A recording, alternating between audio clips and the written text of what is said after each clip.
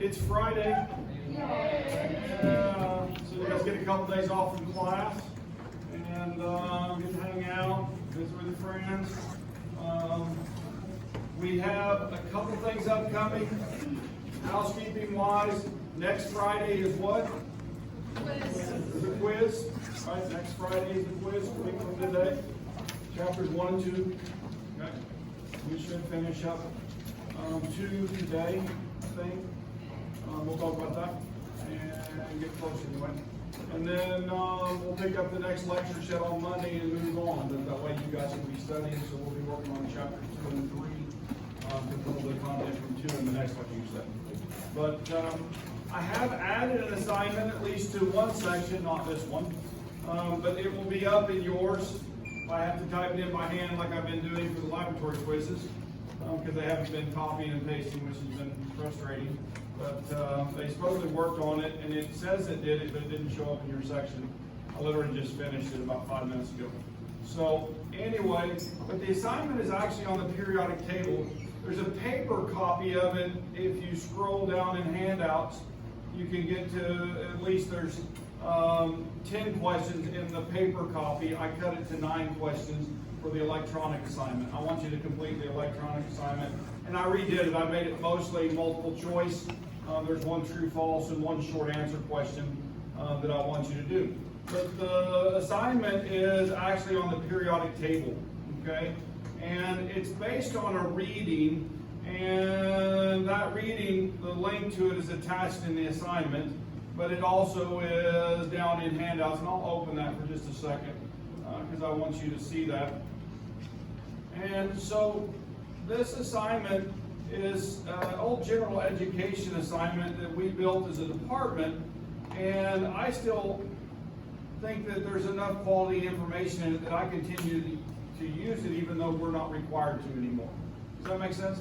It's not complex, it's not hard, I'm not trying to make life difficult for you or anything else.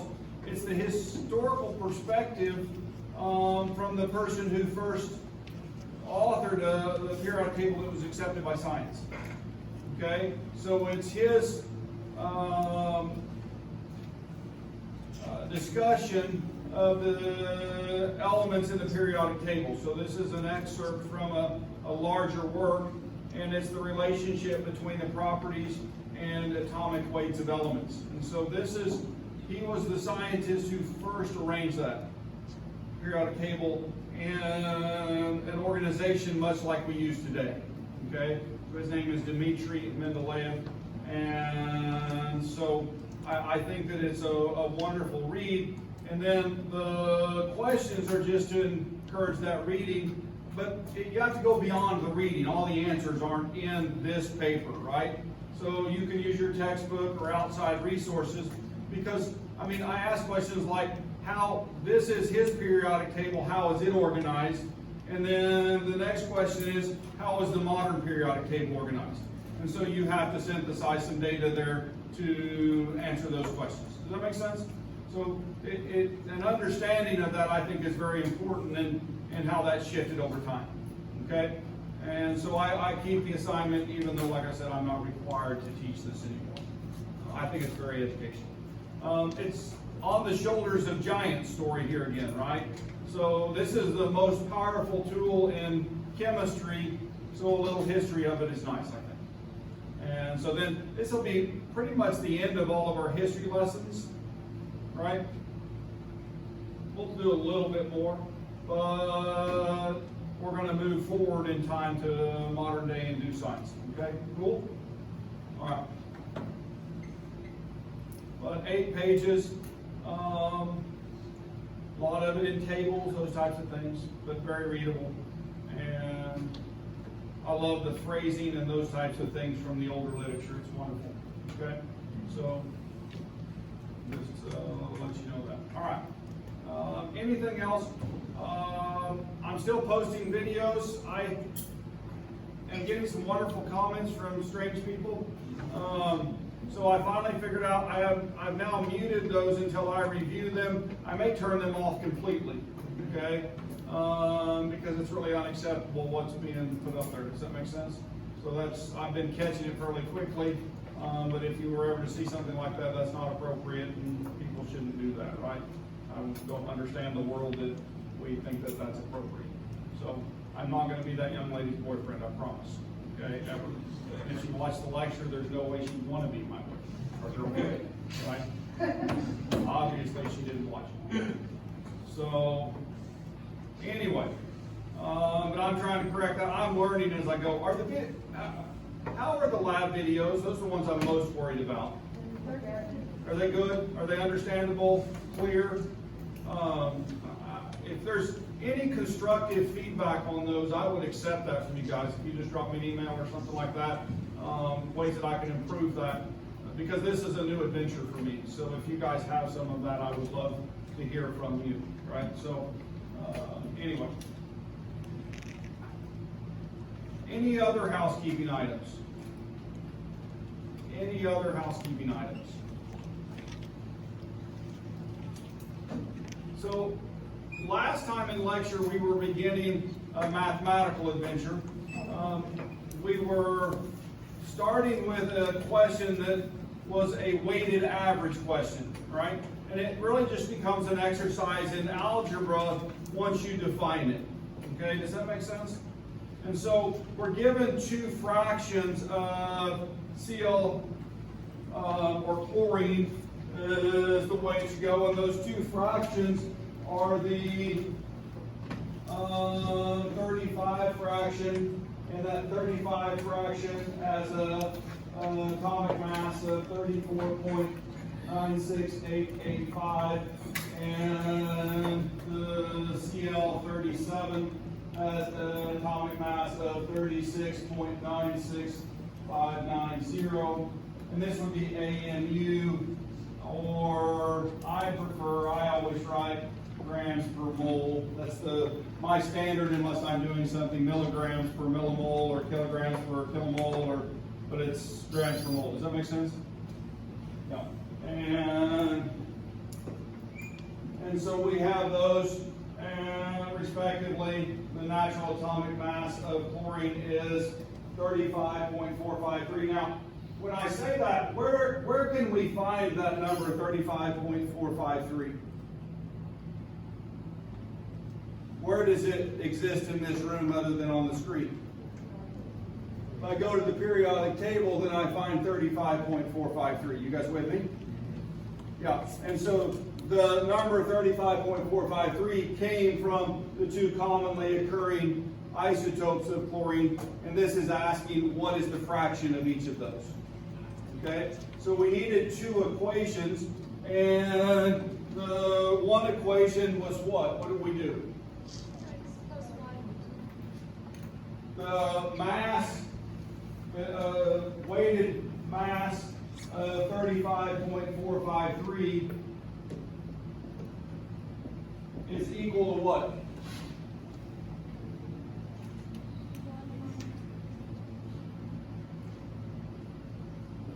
X, which is the percentage, right? Or the fraction, times 34.96885 plus Y times 36.96590. All right, so which is the equation that we would use to calculate this number, except we would know the percentages of each of these. So we've done this from both directions now. We did it with neon the other day and calculated the 20.1797.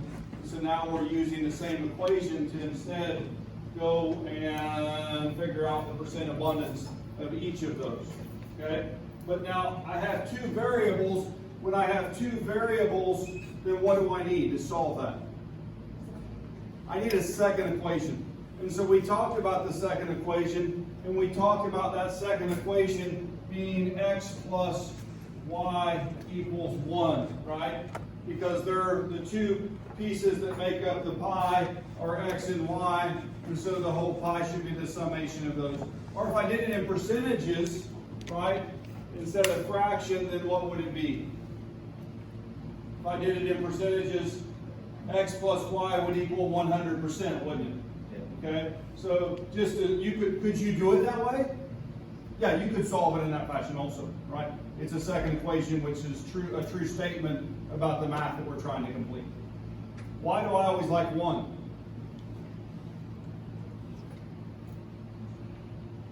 I've told you the secret before. Because it's the identity number, right? And so the identity number always is when you multiply. Never mind. You guys got it. All right. So now we got to do a substitution. What do you guys want to substitute, x or y? X. So if I substitute x, then I would solve this, right? X equals y minus 1. And so now I would go down and I would substitute in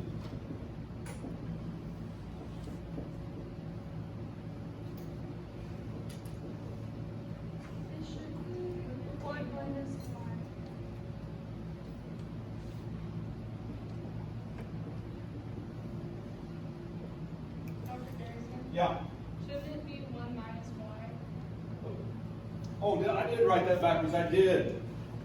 Oh my gosh. Does that ever happen to you? Yeah, that's why I miss math problems sometimes, guys.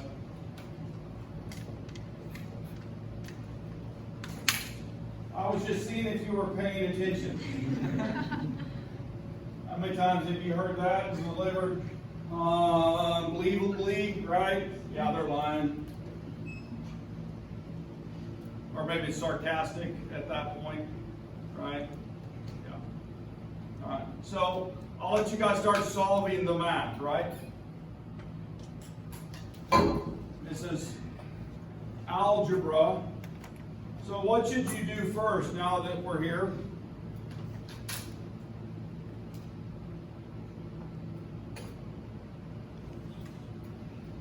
Well, I did it by 1 minus x up here. What would be the first thing that I would do over here? What would you do? I'd go ahead and distribute this, right? So I could start isolating the variable.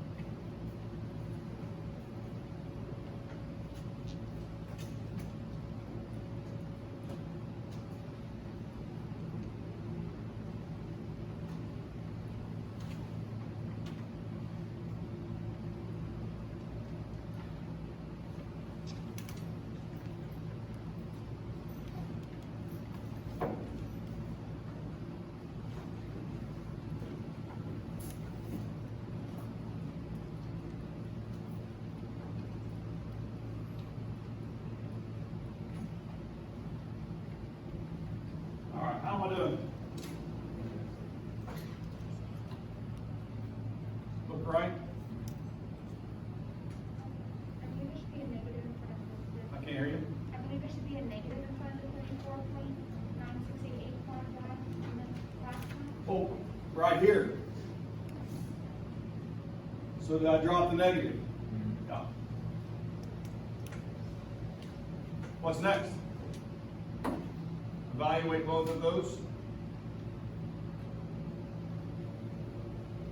You guys have your calculators up there. I'm going to ask you to answer those sides for me, if you don't mind. So, what's this? 68415. 68405. 415. 68415. 0.6845. 415. Okay? And then the other side.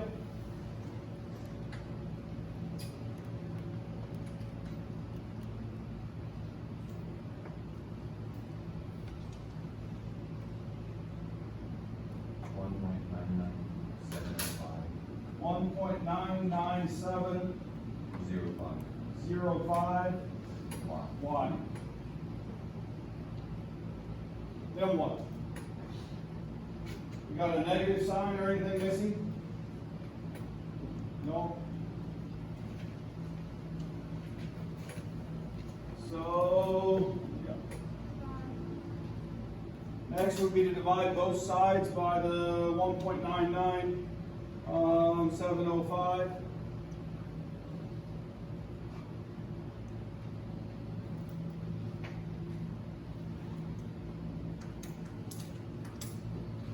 I'm going to move over here. Y is equal to 0.34528. I missed the flip those. 82? 25. 3.425.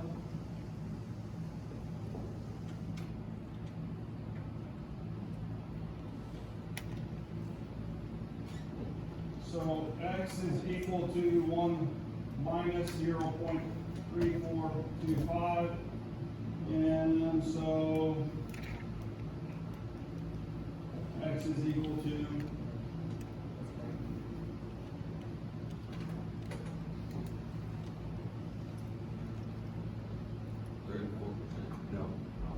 this is 34% right here, so the other one would be about 70 or 67%, right? Yeah. But do I have that number exactly?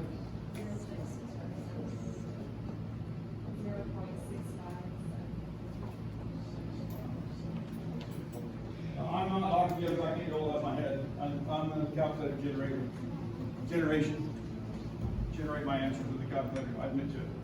So now, what we have done, okay, to take this a step farther and finish it, you go back and remember what X and Y are. They're the fraction of each of those isotopes that naturally occur that make up the number that we use on the periodic table. In other words, there's an experiment that was done where they measured the amount of isotope present in the mass spectrometer, and that mass spectrometer, if I have the data under the area under the curve from the data, then percentage-wise, one peak would have 65% of the total area under it, and the other curve would have 34% under it, so it would be a smaller peak.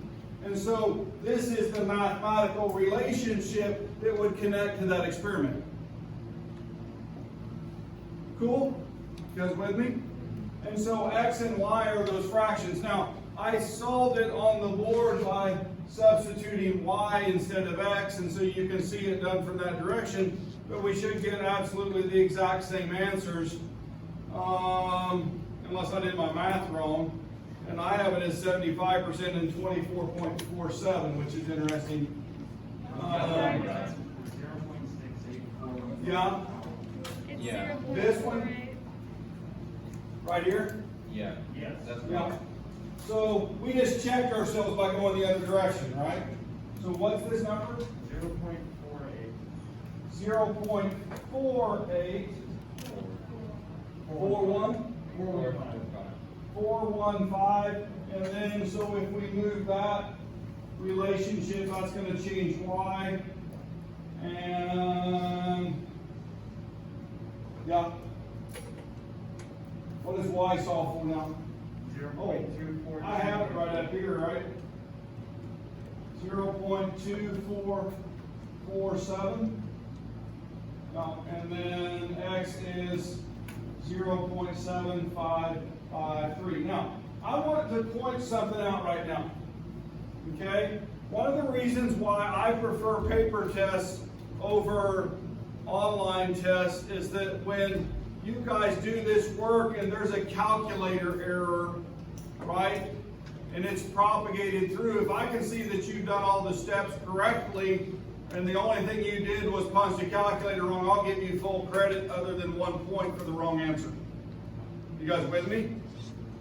Yeah. Or if it's a setup issue, 2 points off or something like that. Okay? So just be aware of that if I'm in the real world and I'm doing real science, would I check my calculations?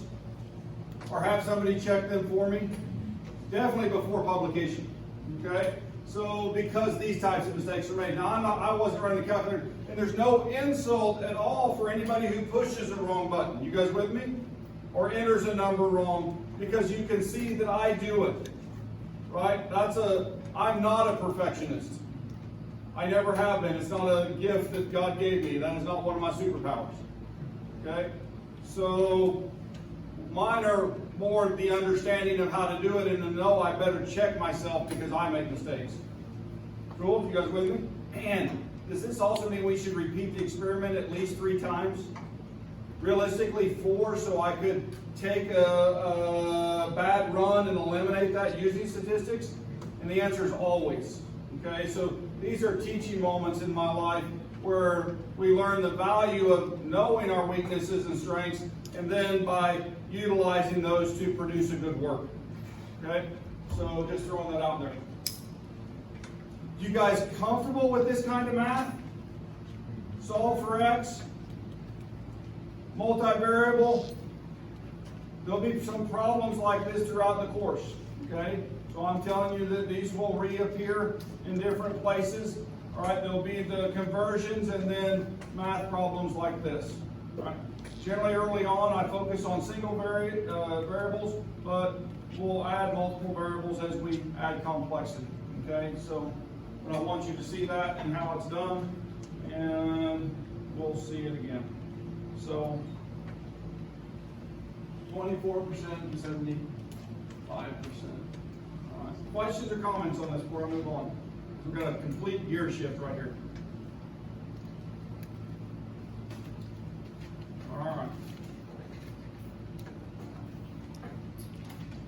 All right. There was a scientist, his name was Newland. Okay? And Newland had a periodic table. His periodic table used octaves,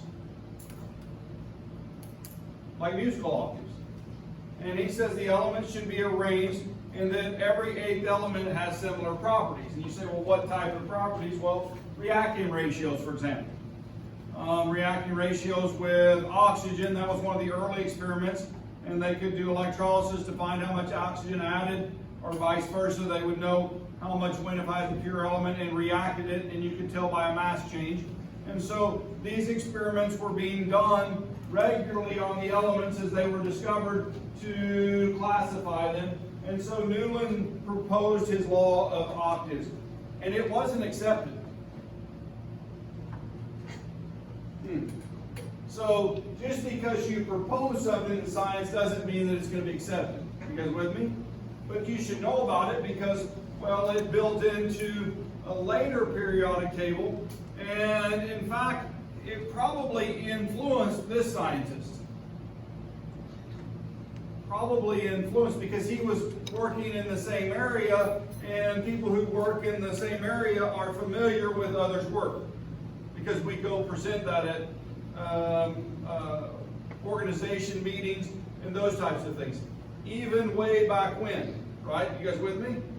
Now, this particular scientist, his 1869 periodic law, right, allowed him to predict things. Newland's table did not predict, it only placed them there.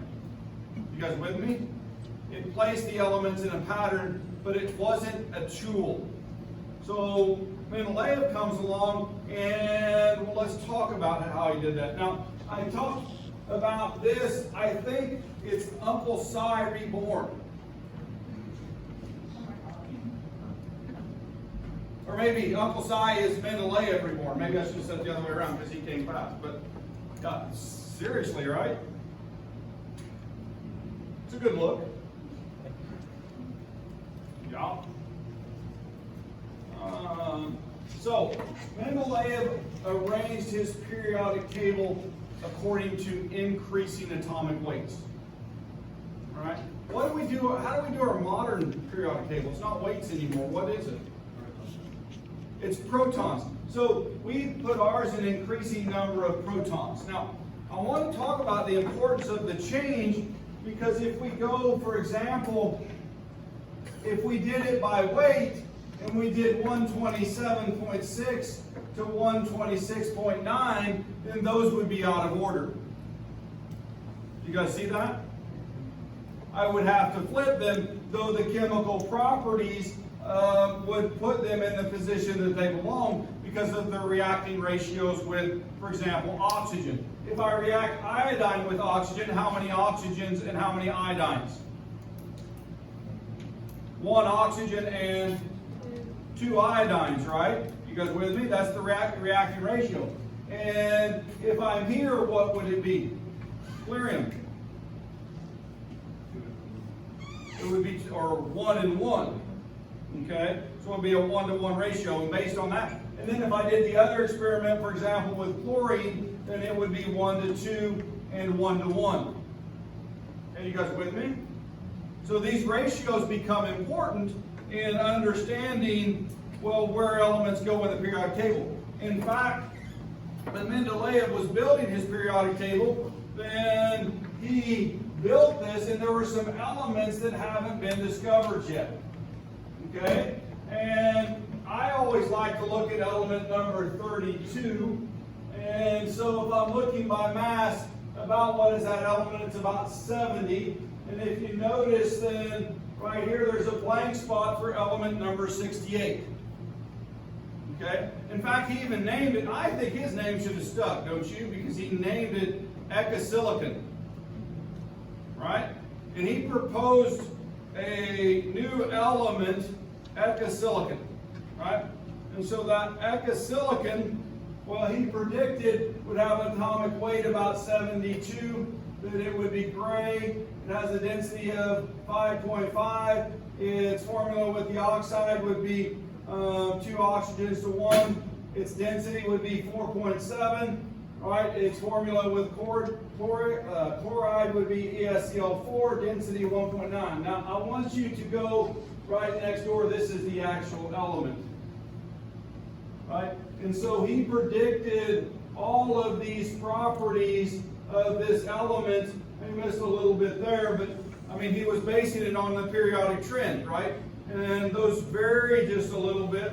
Now, believe it or not, that's been done. I can't remember which element it was down in the Mador elements. It was one of the biggest scandals in science, right? Where they used periodic prediction to say they made an element and didn't actually make it. Other people tried to repeat the experiment, could not verify it, and went back to them, and they ultimately admitted that they had faked it all using this type of information. Science fraud, right? So, fairly powerful. What do you guys think? If I can sit there and have this table and say there should be elements here, here, and here, predict their properties, and guess what? When they're found, they have those properties. That's pretty amazing, isn't it? You guys see the power of the periodic table just from that perspective. Yeah, it's amazing, right? In other words, when I look up here, I know the reacting ratios for all of those elements with oxygen, don't I? And I know the reacting ratios here and so on, because this tool is available and I can look up here and I can see it, and it's organized in this fashion that I can use it in that way. Okay? Most powerful, most used, and maybe the most powerful tool we have in science right now. Right? My opinion. Because of this ability. Alright? Now, the periodic table that he built has changed. Okay? So, Moseley, Henry Gwynn, Jeffries, they he added some stuff right around the turn of the century, which studied the relationship of bright line spectra. Okay? Bright line spectrum. Now what he ultimately found was there's these atomic numbers associated with the different elements. And what did those atomic numbers represent? The number of protons, right? It was based on X-ray frequency. The atomic number is equal to the charge on the nucleus, right? And so then we organize based on that concept. The number of protons. Each proton has one charge, and so Moseley found the number of protons based on his X-ray. Right? So, and then this explained discrepancies in mass from the periodic table that Dmitri Mendeleev used. Now, what's the mass of an atom actually made up of? It's not just the protons, is it? It's also neutrons. And so the stable nuclei of the different isotopes of the element make this number vary, even though it has one more proton than the one before it. And so because of the average isotopes to make that stable, and I'm sure there's a physicist or two in the world can talk about the nuclear structure, right, and the configurations which make them more or less stable based on energies and the relationship of the neutrons which insulate each of the protons from each other, right?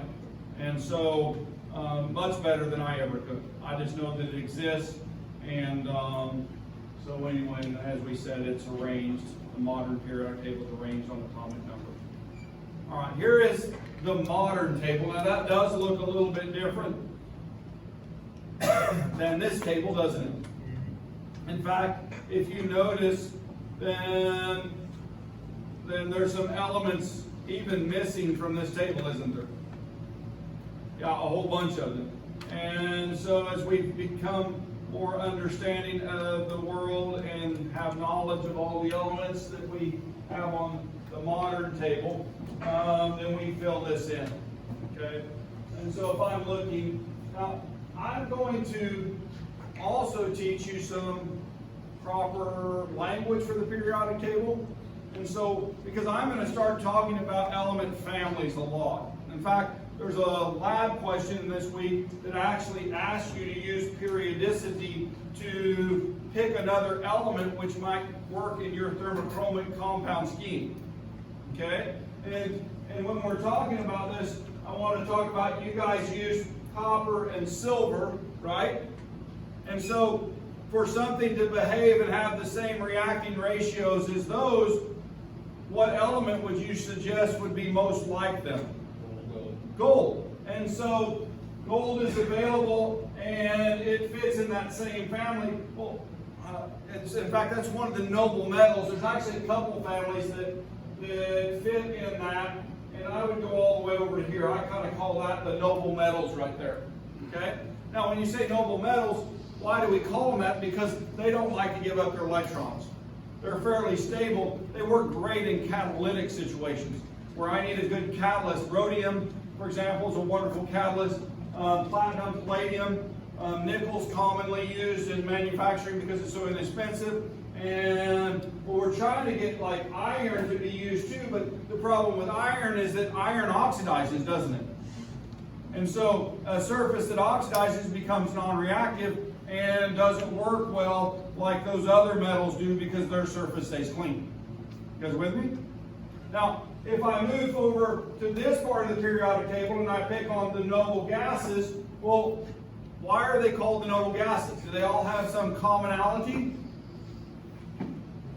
What is it? They won't react. They don't like to react, do they? It takes a very aggressive atom to actually share electrons with any of those. But some compounds have been made with neon, argon, krypton, and xenon, most commonly xenon, right? Under very specialized conditions, then we can get a fluorine to actually hang on to their electrons tight enough that we call it a bond. You guys with me? Yeah. So now if I move over a family, though, these are completely non-reactive. What about this family? They're super reactive, aren't they? They're called the halogens. You guys ever heard of the halogens? We got some halogen bulbs out there. The halogens are very strong oxidizers. Okay? Now, when I say oxidizers, that means that they act as an oxidizing agent and they steal electrons from something else. Okay? You guys ever heard of chlorine bleach, for example? There's a molecule that contains chlorine, right? And it steals electrons to become the chloride ion in that situation, right? So we have chemistry that occurs that's similar to all of those. I mean, they're commonly used in water purification, those types of things. You guys with me? Yeah. And if I move over one, right, then there's a family we call the chalcogens, right? It's actually spelled CH. Now that one's not in our book. My research advisor, he's always mad. His textbooks that he writes says contains that name. That's an older name for that group of elements. And it's somehow been lost, he says, and it should be brought back. So here's my goal of bringing it back a little bit. If I go over on this side, what do I have here? What are those elements? The alkali metals, right? And the alkali metals, if I have them in metallic form, and I throw a little water in there with them, anybody know what happens? Boom. Yeah. It produces, they want to give away those electrons, and they do it in such a way that we can take water and turn it into hydrogen gas and oxygen gas, and guess what? There's enough heat produced that those normally self-ignite, and so we get a nice little explosion. It's fun. I'll do that demonstration for you one of these days. Cool? Yeah. And so right next door is the earth alkaline metals, right? The earth alkaline metals, and those metals are not quite as explosive as the alkaline metals, right? But they have their properties, and yeah, well, these would bond 1 to 1 with chlorine. These would bond 1 to 2 with chlorine, and so we even see bonding patterns with them. Okay, and in fact, that is a lot of what Mendeleev used to do his periodic table. Well, the reason he knew to start a new row was the reacting ratio with oxygen was the same, and so he began a new row after that. What do we do today? How do we start the new periodic table? What makes our decision to go from here to there? So if I'm at neon, why do I go to sodium? What's full right here? Electron. The valence shell of electrons full, isn't it? And so what starts a new row on the periodic table, or a new period, right? Well, the previous one, the valence shell is full, so we move to the next one, which has a valence shell which needs to be filled. Okay? Now what's interesting is that there's multiple orbitals represented across that table, where there's an s orbital represented here, there's a d orbital down here, there's p orbital represented here, and there's an f orbital that's represented by those particular elements. All right? Now, those can be present in any given element, and in fact, if you really learn more advanced chemistry, what you find is that the octet rule, one of the students asked me the other day if there's really an octet rule, and yeah, it's a rule. It's not a theory, it's not a law, it's not anything else. It's just a helpful tool which describes full valence shells. Okay? And it actually defines one of the common elements that we find in nature, the small elements, and those small elements, right, which are common, generally use that sp combination hybrid to have an 8-electron valence shell, right, which combines those s and p orbitals in a usual fashion for that bonding. Cool? Now, that's not to say that we can't utilize a d orbital, or we can't utilize an f orbital to do that. Okay? But most of the things we deal with on a regular basis use 8. Cool? You guys with me? So we have that rule. Just handy. It's great for general chemistry. Freshman chemistry. Then you take Dr. Bro's inorganic chemistry, and when you take that, then the whole world changes. And you laugh at the octet rule. Okay? Seriously. But you still use it for those small molecules. All right. So, just to go over some of the things we've been talking about, those Horizontal rows are called what?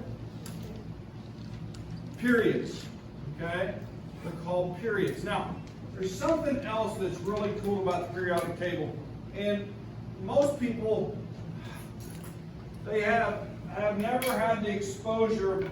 So let's say this is a periodic table. Are you with me? This is a periodic table. In reality, a periodic table is not flat.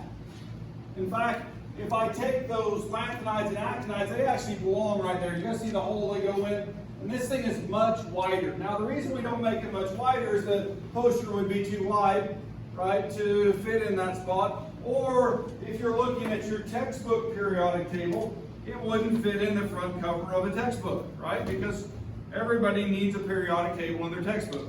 And so I would either have to make very small boxes to get that width, and so what we do is we pull those out. Cool? Now the other thing is that if I take the first element, hydrogen, I go to helium, then I go to lithium, right? So in my mind, we start a spiral staircase that goes down. Okay?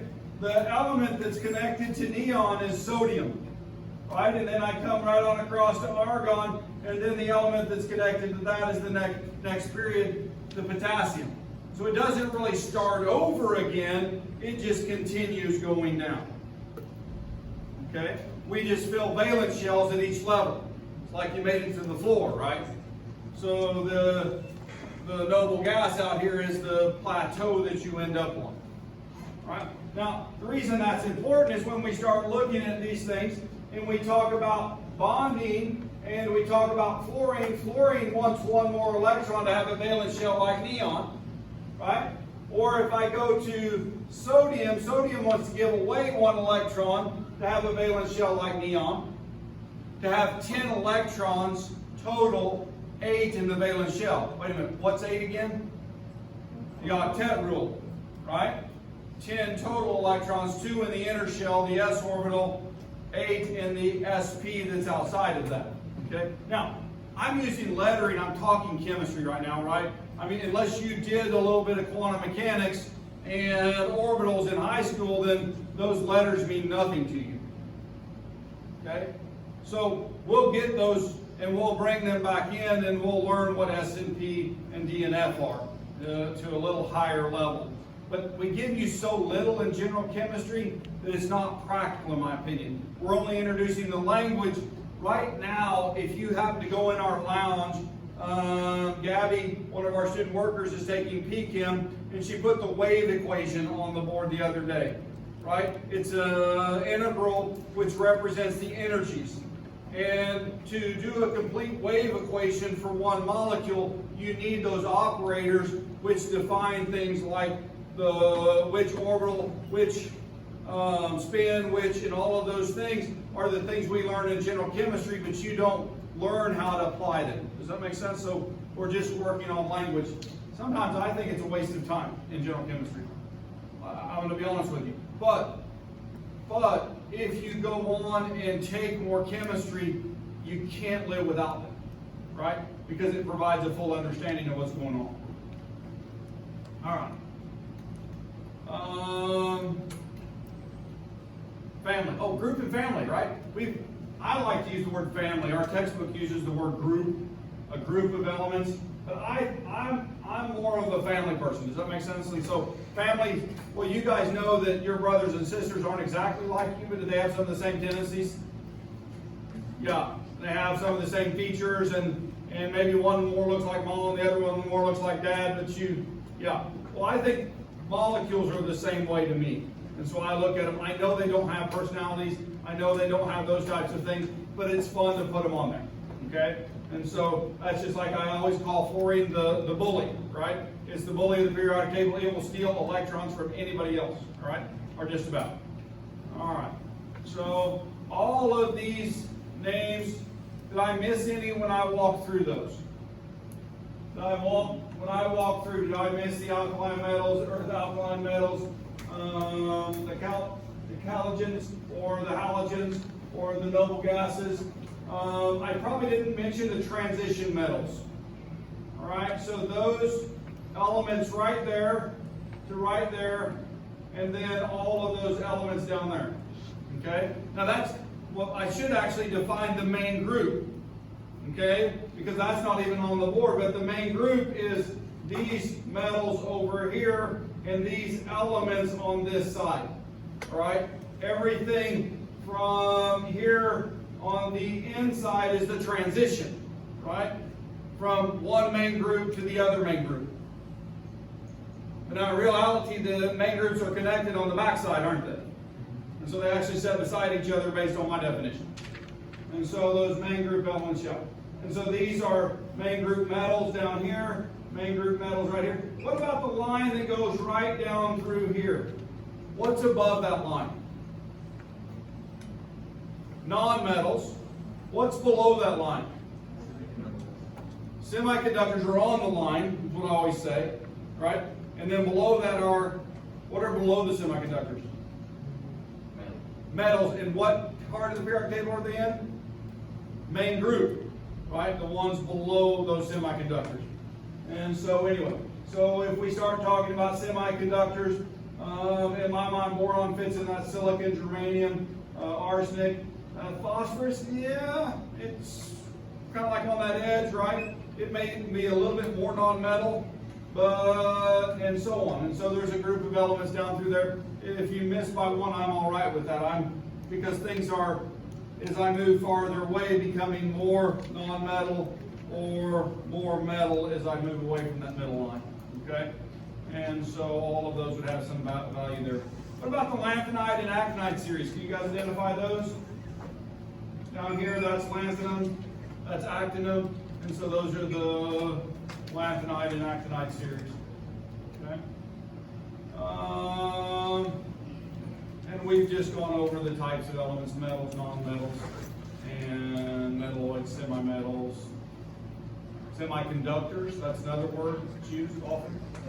Okay. All of those mean the same thing. Just a reminder that elements can exist as single atoms or molecules. It can be in combination to make compounds. Molecular formulas, now wait a minute, this is new. Okay, molecular formulas for molecular compounds and empirical formulas for ionic compounds. Well, this means that you have to use your periodic table to make a determination. What makes a molecular compound? When do I have a molecular compound? When I have two nonmetals bonding. Where are the nonmetals? Above that line, right? So those elements right there. Okay? Now, when I have an ionic compound, then what do I have? A positive ion and a negative ion. Now, there are some polyatomic ions that are also included with this list, but primarily, what are the compounds that are ionic? A metal bonded with a non-metal. Now, we're going to learn about a Pauling scale, which defines numerically when it's ionic and when it's not, and there's some ionic molecules in the non-metals, even though we have a tendency to call those molecular.